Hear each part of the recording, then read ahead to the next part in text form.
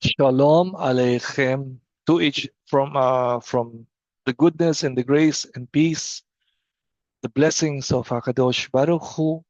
Ako'y lubos na nagpapasalamat sa bawat isa sa inyong di masayod na commitment and dedication. Una, para sa inyong mga kaluluwa na kung saan ay isang araw ay sa kamay at desisyon ng Panginoon ay kanyang kukunin at tatawagin na muli pabalik sa kanya. Isang bagay na kung saan ay hindi natin panghihinayangan o hindi natin maaring ikalulugi ay ang patuloy nating pagkain ng kanyang banal na Torah na nakukuha natin sa ating kada lingguhan ration of the living bread that comes from His Holy Torah.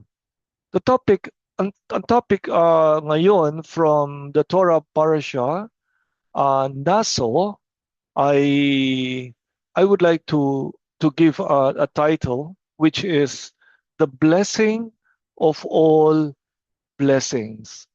Ang pag sinabing bracha o brachot, ito ay malaking kinalaman sa kalawakan ng kalooban ni Hashem bilang ama sa kanyang mga anak na ang tanging nilalayon ay mabigyan ng ganap na pagpapala sa kanyang mga anak. And this topic, this parashat Naso, ay isang bagay na masasabi kong napaka-prophetic and messianic. Ibig sabihin, Torah is always prophetic, by the way. Ang Torah ay salita ni Hashem kahit na ito ay napakatagal na ng kapanahunan na nagdaan. Pero ang salita naman ng Diyos, alam na natin dapat, ito ay walang expiration date. Sabi nga the words of God abides forever. It is always alive, it is powerful, it is present tense. Hindi siya sinabing it was. Ang sabi, it is alive, it is powerful, it is sharper than any two-edged sword. So dito ay isang bagay na kung saan ay tumatagos ito at tinatahak niya sa salit-saling lahi mula sa henerasyon patungo sa susunod na henerasyon hanggang sa panahon ng kabilang buhay. Ito ay isang bagay na kung saan ay relevant o merong kasaysayan o may kabuluhan sa lahat ng kapanahunan. Bakit? Sapagkat ito ay tunay na nag-a-address o sumasagot o tumutugon sa lahat ng aspeto ng ating kabuhayan. So having said that, napakahalaga nating balik-tanawin yung panahon na kung saan ay pinagkaloob ni Hashem ang kanyang banal na Torah sa bayan na tumanggap ng kanyang kaloob. Sapagkat hindi lahat ng mga bayan at mga bansa ang taus-pusong tinanggap ang kanyang kaloob. The Matan Torah, the giving of the Torah, kundi ang bayang Israel lamang ang talagang nagpasalamat. At hindi lang nagpasalamat, kundi buong pananampalatayang tinanggap. Ibig sabihin ng pananampalataya, faith is a substance of things hoped for, it is an evidence of things unseen. Pananampalatayang hindi pinagbabatayan sa mga nakikita mo, kaya mo pananampalataya na hindi yung to see is to believe. No. Before you see, God requires the people of Israel to believe first, to trust in His Word. Kahit hindi pa ito nakikita o kahit hindi ito nauunawaan, yung kicker, the force, the life force is the emunah. It is the faith. Kaya nga the just shall live by faith. Blessed are those who believed rather than those who have seen it and then they believe. Sinabi ng ating Panginoong Yeshua. So, napaka-importanting balik-tanawin natin yung event ng Shavuot. Yung event ng Shavuot na kung saan ang bayang Israel ay nakapaligid doon sa bundok ng Sinai, na kung saan ang kaluwalhatian ni Hashem ay nanaog mula doon sa Kisei HaKavod, doon sa pinakamataas ng rurok ng salangkalangitan, doon sa seventh heaven, doon sa pinakamataas na Sephirot, na kung saan He dwells beyond time and space. The Aleph, Hashem our God, He went down, He descended down to that Har Sinai. At ang full proof noon, the manifestation ay the whole mountain was covered by the Ashan. It had been covered by the Ashan, the smoke, the glorious presence in a form of smoke ay nakapanaog sa presensya ng buong Binay Israel. At ang napakaganda nito, God opened their eyes. God opened their ears. I mean to say, their spiritual eyes and their spiritual ears. And they saw. Ibig sabihin nun, they saw the voices. Nakita raw ng Binay Israel. Imagine mo, when you say Binay Israel, lahat yun. Bata, matanda, lalaki, babae. Ang sabi nga ng mga sages, may their memories be for a blessing. Kahit daw yung mga fetus na nasa sinapupunan ng kanilang mga ina ay nakarinig at nakita an extraordinary, supernatural, glorious, momentous revelation happened there in Mount Sinai. The Ashan, the smoke, which is an acronym of Olam, which is eternity, and the Shana, the time. Pag sinabi mong time, it is a cycle, it is a repetition. Pag sinabing time, it is a repetitive, cyclical cycle of God's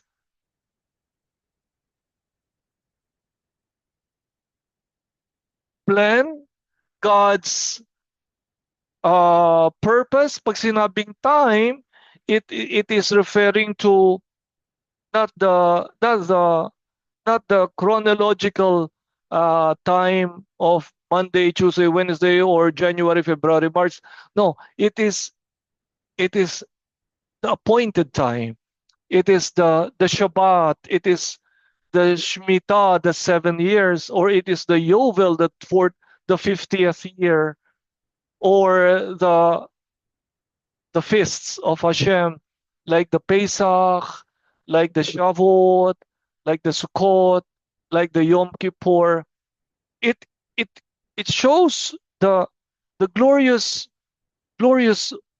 plan of the divine, of the Holy One of Israel. At nung makita ng Binay Israel, young and old, men and women alike, nakita nila with open eyes. Their eyes were shut open mula sa pagkasarado. Nakikita lang ang kadalasan ang mga natural. But this time, God opened their spiritual eyes. Yung pinagpipray natin, Galaina ve'avita niflaot mitorateka. Open my eyes that I may see wonders from your Torah. Yung nakikita ni Eliseo, ni Elisha, na nakapaligid ang malakhim nung nakasasalakay ang Assyrian army, na natatakot si Gehazi. Ang sabi ni Eliseo, Hashem, buksan mo ang mata ni Gehazi. At ginawa ni Hashem, binuksan ang spiritual eyes ni Gehazi. At nakita niya na mas marami ang mga forces of the cosmic angelic powers kesa dun sa bilang na nakapaligid sa Israel upang atakihin. Nakita niya na napakaraming presensya ng mga angels, pinoproteksyonan ang buong Binay Israel. At doon na mayapa at pumanatag si Gehazi. At alam ba ninyo, doon sa pagbaba ng presensya ni Hashem, sabay bumaba ang entourage. Ang entourage ay yung mga chariots of angels kasama ni Hashem. Pumaligid doon sa buong Har Sinai. At ito ay isang manifestation that the entourage of the Holy One of Israel is now with men, now abiding with the children of Israel. At ang isang bagay na nakita nila, alam ba ninyo, na yung mga angels ay may hawak-hawak na mga flags, banners. Ibig sabihin noon ay the representation of the names, the characteristic, the meaning, the attributes of God, that He is Kadosh, that He is the healer, He is the peace, He is the provider, He is everything. Merong daladalang flag itong mga angels.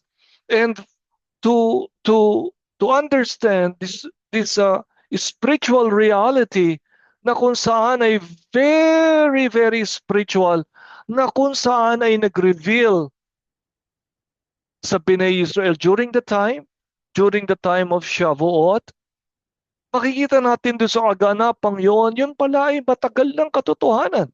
Sa panahon pa lamang ni Yaakov Avinu, na kung saan ay sa Parashat Vayishlach, sa Book of Bereshit, Genesis chapter 32, doon ay may sinabi ang Torah na ang sabi roon ay pinadala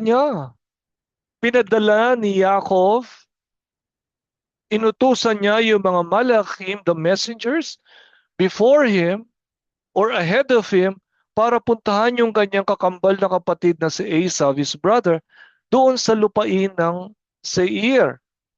Ang sabi doon ay Vayishlach Yaakov malachim lev panav el Esav achiv arsat Seir sidei Edom. And Yaakov sent angels as his emissaries, as messengers before him or ahead of him to Esau his brother to the land of Seir. Tapos ang sabi, Vaitav Otam, and he commanded them or he charged them. Inutusan niya yung mga angels. Ibig sabihin, the time si Yaakov Avinu was already crossing between two worlds, the world of Olam Haba and the world of Olam Hazeh, the world eternity, the spiritual realm, and the physical realm.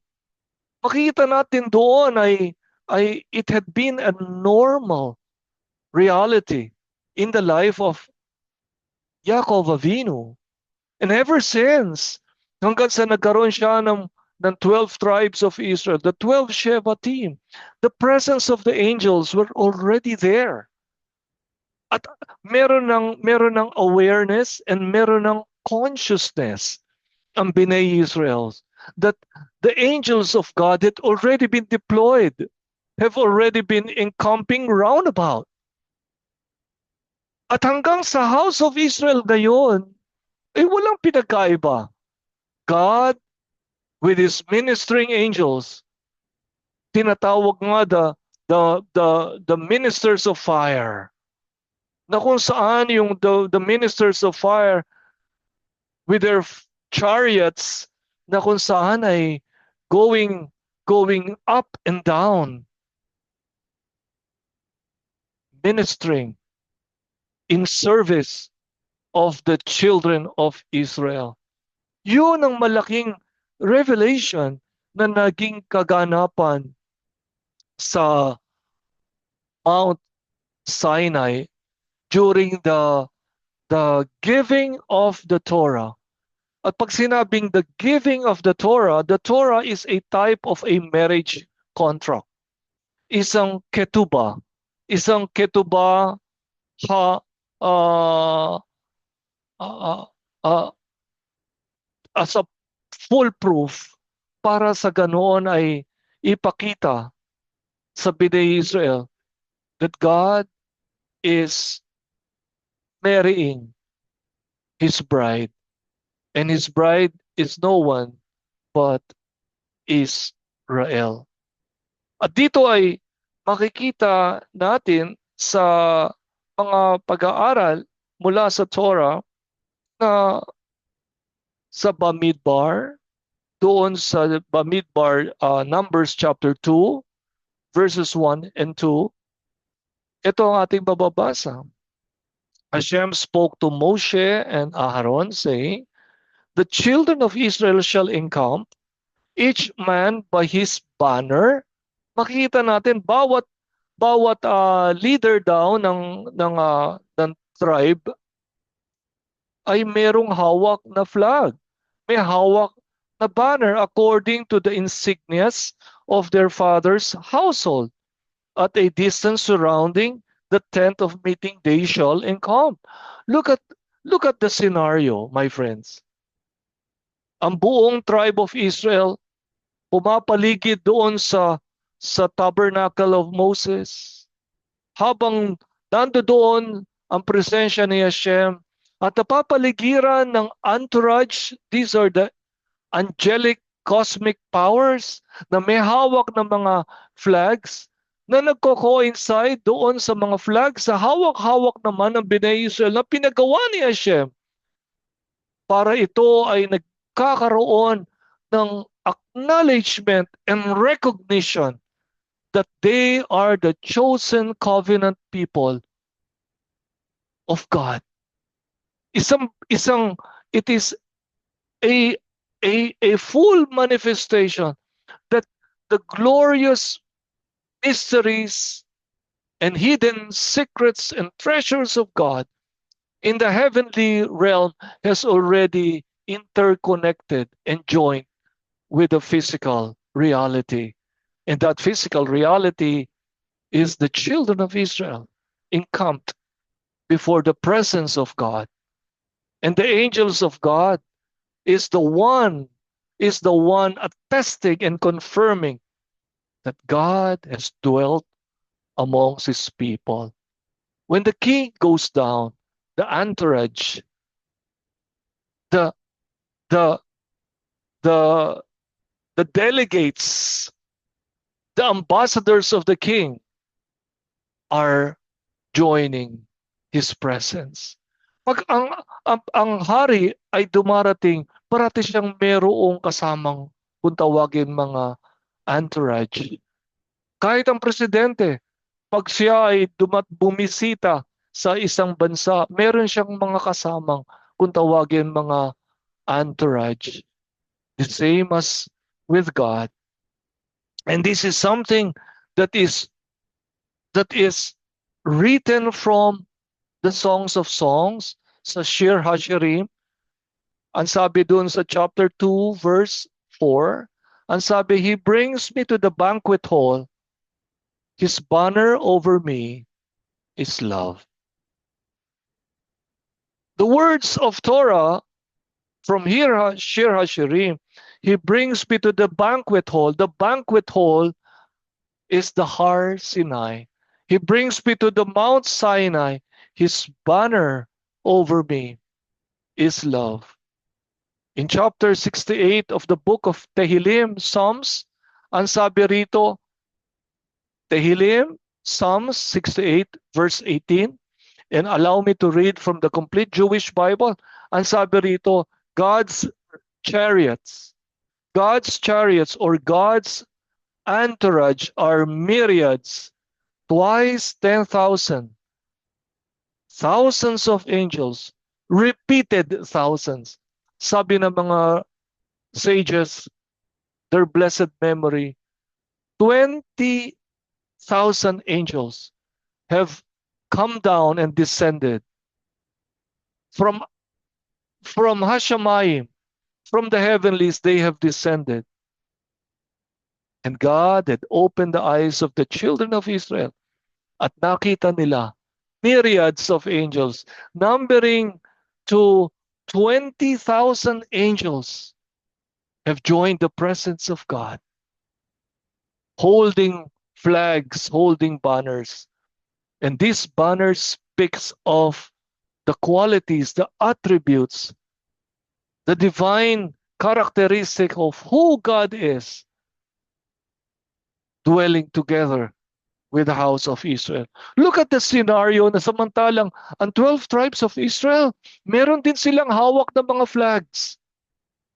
And this is a recognition that God is with them. And they are with God. At ang witnesses nila, sino ang witnesses ng kaganapang ito? The angels. The angels. Naalala niyo yung sinabi ni Rav Shaul, Apostle Paul?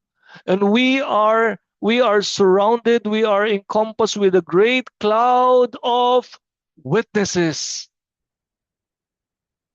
Angels, angelic beings, na kung saan ay ready sa atin upang tayo ay ingatan, upang tayo ay proteksyonan, upang tayo ay tulungan.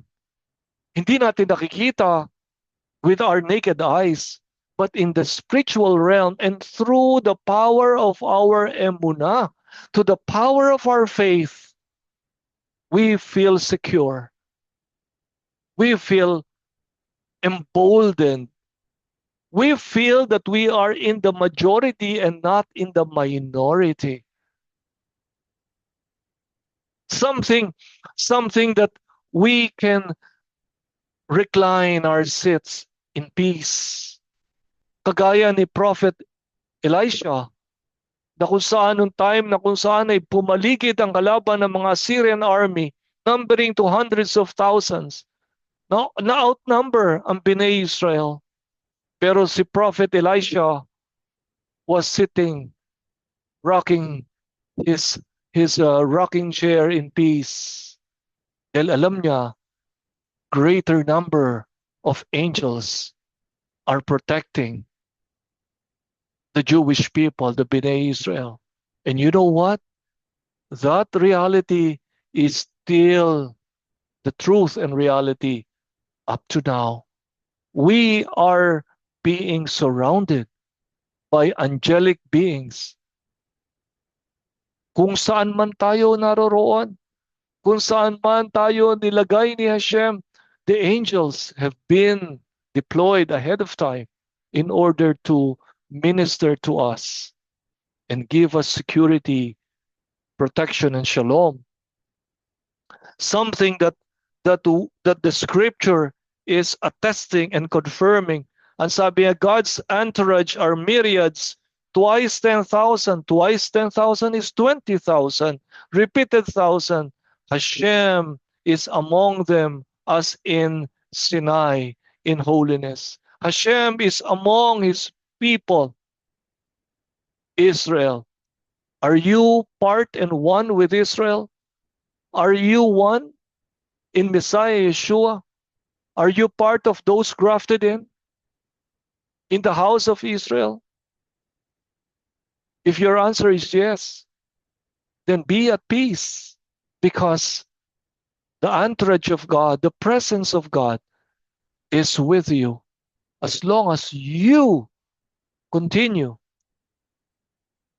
to truly recognize that God is a faithful covenant keeping God to his covenant people. Ang sabi sa verse 19 ng Psalm 68 verse 19, ang sabi rito, you ascended on high, you have taken captives, you took gifts to man, even of rebels to dwell with Yah Elohim. Look at that. Chapter 68 verse 19 speaks of Messiah. And that word And I quote, "You ascended on high, you have taken captives, you took gifts of man and even of rebels to dwell with Hashem, Elohim," is exact parallel reference of Ephesians chapter 4, verse 8 in the Brit Hakadasha written by Rav Shaul, Apostle Paul. At ang sabi doon, "And he has taken captivity captive."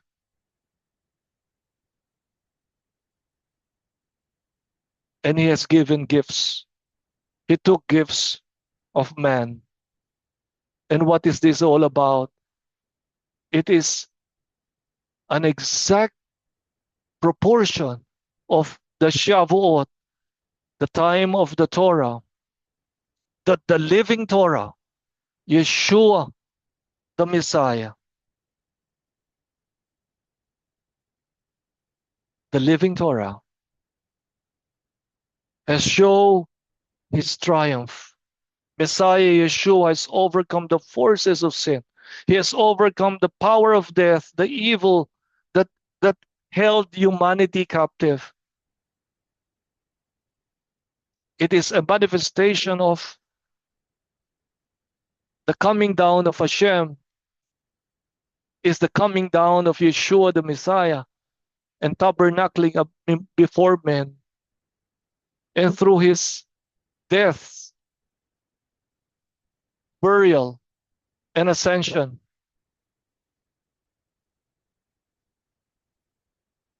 the words of Psalm 68 verse 19, he ascended on high and he has taken captivity captive. He released those who are in captivity. And he took gifts of men. Ano yun? He has given gifts to mankind. He has given gifts by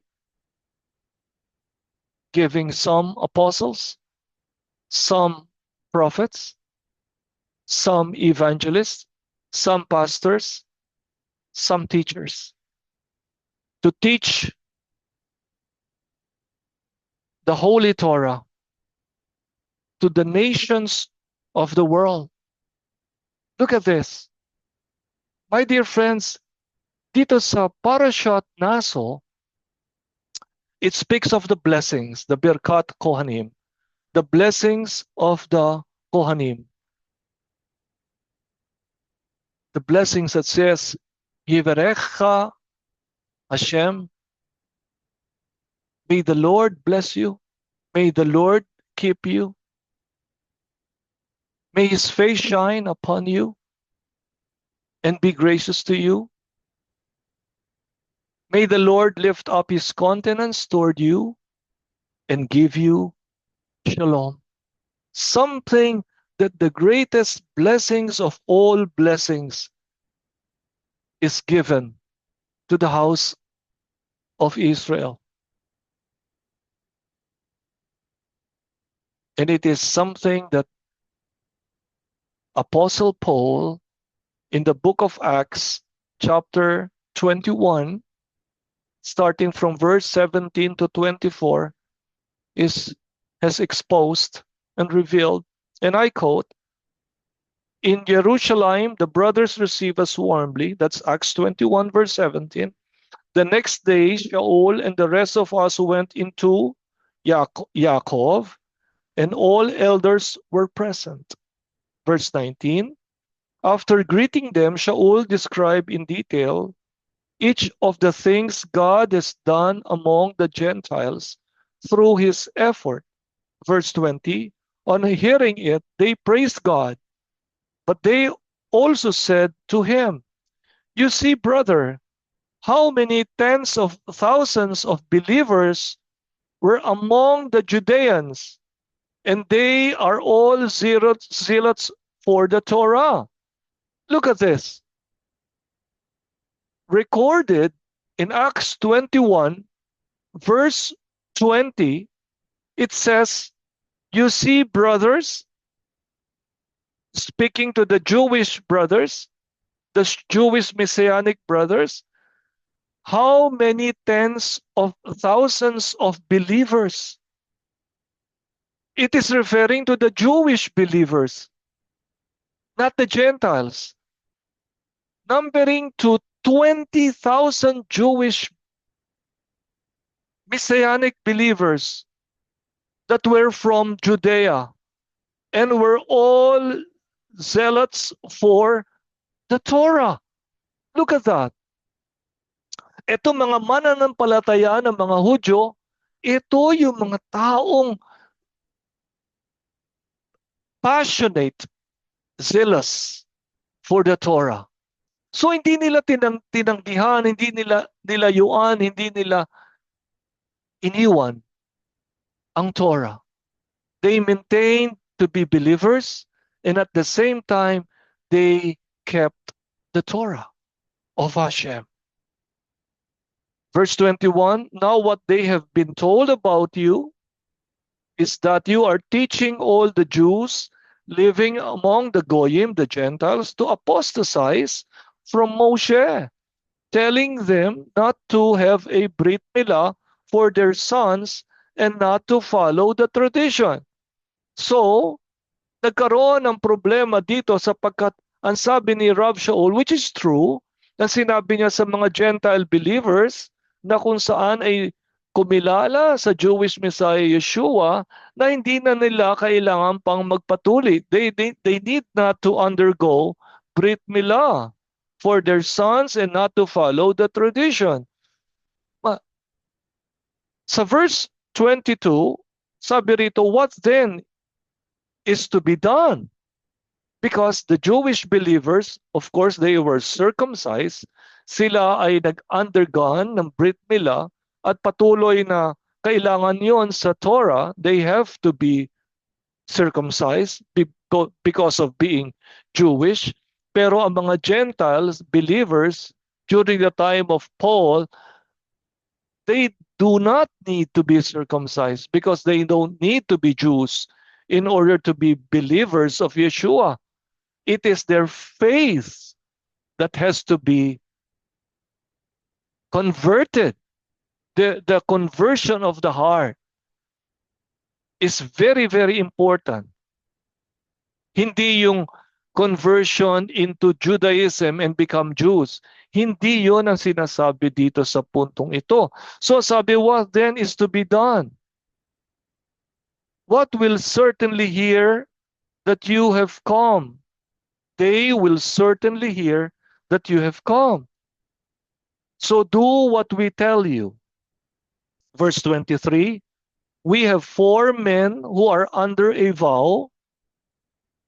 Take them with you, be purified with them, pay the expenses connected with having their heads shaved, then everyone will know that there is nothing to these rumors which they have heard about you.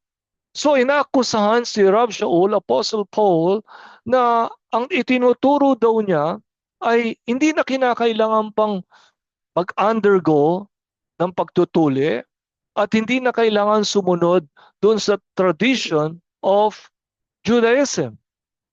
Yun ang itinuturo daw ni Rav Shaul, which is true. Sa mga Gentiles, hindi mo na kinakailangan maging converted Jews in order to become a follower of the Jewish Messiah. You don't need that. Which is correct. Hindi naman kailangan. Ang importante ay they will have a conversion of the heart, the Gentiles, continue to be a good testimony of Yeshua the Messiah, keep the Torah of Hashem in obedience to the commandments of Hashem. At ang sabi rito, but that on the contrary, you yourself, ito yung council ng headquarters ng Jerusalem kay Rav Shaul as a Jew, you yourself stay in line and keep the Torah. This is such a powerful statement that came from the words of the pillars of Jerusalem. These are These are Yochanan, these are Yehuda, these are Yaakov, and also Kepha, Peter, counseling Rav Shaul, Apostle Paul. Ang sabi niya dito, you stay in line and keep the Torah. Look at that.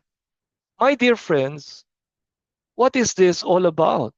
This is all about the the ways from Parashat Naso about the teachings of the Nazir or the Nazarite, the vow of the Nazarite, na kung saan ay ang council ng elders from Jerusalem that do what Parashat Naso is telling us to do about the Nazarite, the Nazir. Kaya si Rav Shaul, sumunod siya dun sa payo ng mga elders of Jerusalem. He followed exactly the Torah because he is a Jew. Kaya ibig sabihin dito, he stayed in line, nagpatuloy siya sa pagsunod and kept the Holy Torah. Stayed on course and followed the teachings of Parashat Naso, exactly telling us also that if we want to receive the Birchat Kohanim, the blessings of the Kohanim, we are with a good intention of our hearts, sa tamang intensyon ng ating puso, pakaingatan at pakasundin natin ang banal na Torah ni Hashem. Dahil saan mo makikita ang blessing, ang brakha ni Hashem? Ito ay pumapaloob sa Parashat Naso na pumapaloob sa loob ng Torah ni Hashem. At ang tanong, gusto mo bang ito ay matanggap? Gusto mo bang matanggap ito sa araw-araw ng iyong buhay? Gusto mo bang matanggap yung pinagkakaloob ni Hashem na libre kung ikaw ay tunay na kanyang anak, pumapaloob dun sa kanyang tipanan, sa Brit HaChadashah, sa New Covenant, na naking Messiah, Yeshua, na pinagtibay ng banal at tinigis sa dugo ng Panginoong Yeshua? Do you want to receive that blessing? Yung blessing na sinasabing, Yivarecha Adonai Vayish Marecha. Yair Adonai Panavelecha Vikhunecha. Yisa Adonai Panavelecha. Veyasem Lecha Shalom. Gusto mo ba itong matanggap sa araw-araw ng iyong buhay? If you want to receive the blessing of all the blessing of HaKadosh Baruch Hu, it is all yours to receive. It is all yours to receive para siyang mai-bless mo naman ang iyong mga anak, ang iyong mahal sa buhay, sa iyong loob ng sambahayan. It is all yours to receive. Why? Because you have been given this blessing for being a believer dahil ikaw ay mananampalataya ng Panginoong Yeshua. E sino si Yeshua? He is the Kohen Hagadol. He is the great high priest of the Jewish people. Isang araw na kung saan kikilalanin siya ng buong Jewish people that he is the Messiah of Israel. Look at this. Ang ating Panginoon sa chapter 24 ng Book of Luke, starting from verse 45, allow me to read it to you. I'm reading it from the Complete Jewish Bible. Chapter 24, Luke, verse 45. Then he opened their minds so that they could understand the Tanakh, telling them, here is what it says. The Messiah is to suffer and to rise from the dead on the third day, and in his name repentance leading to forgiveness of sins is to be proclaimed to people from all the nations, starting from Jerusalem. You are witnesses of these things. Now I'm sending forth upon you what my Father promised. So stay here in the city until you have been equipped with power from above. Verse 50, he led them out toward Beit Ania, then raising his hand, and he said a bracha over them. Verse 51, and as he was blessing them, he withdrew from them and was carried up into heaven. Look at what happened here. The Kohen Hagadol, Yeshua, the Messiah, nung siya ay nag-a-ascend na, iniiwan na niya ang mga Talmidim. Ano ang ginawa niya? Ang sabi, raising his hand. Look at that. He was raising his hand habang siya ay nag-a-ascend. And he was blessing them. Look at that. He was blessing them.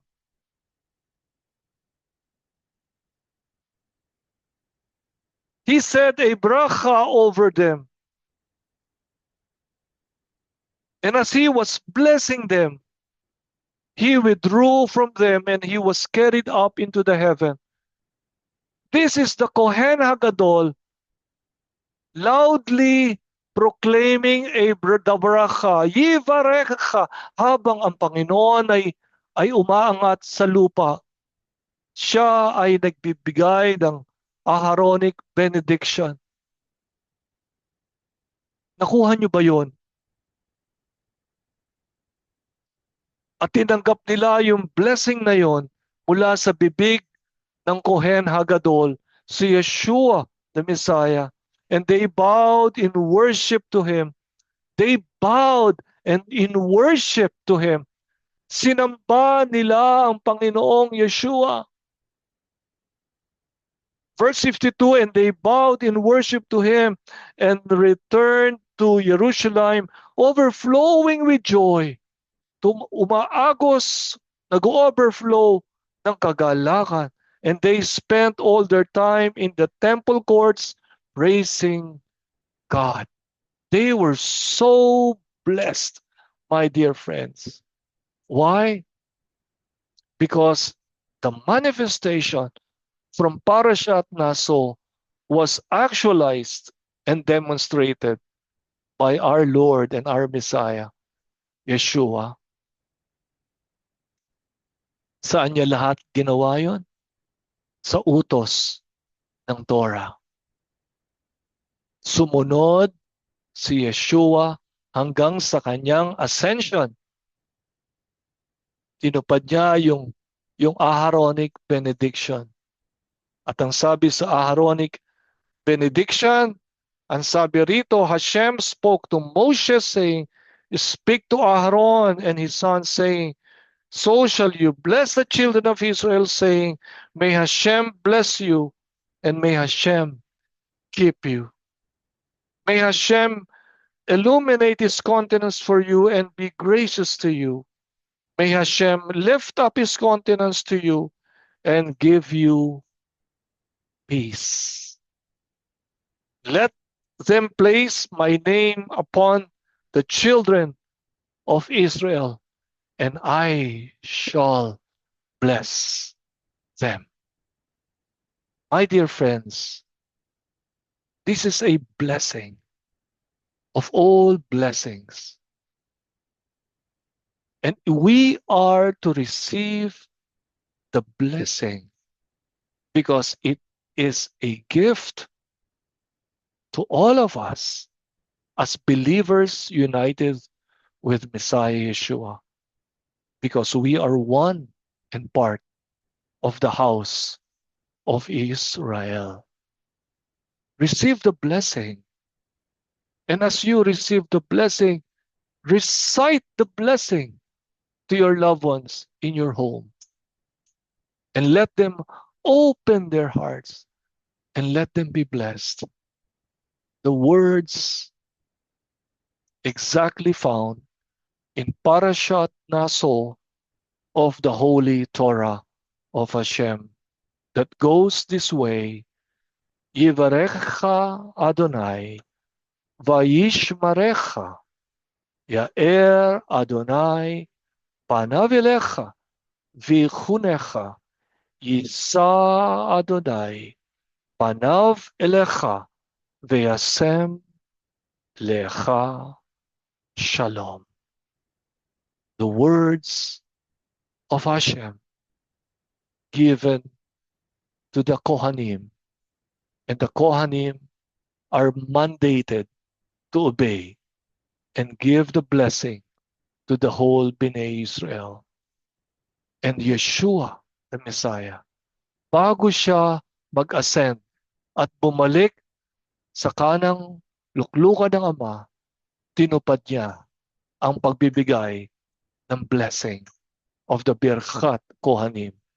At sinabi niya openly, habang umaangat siya sa lupa, ang sabi niya, Yivarecha Adonai, Vayishbarecha.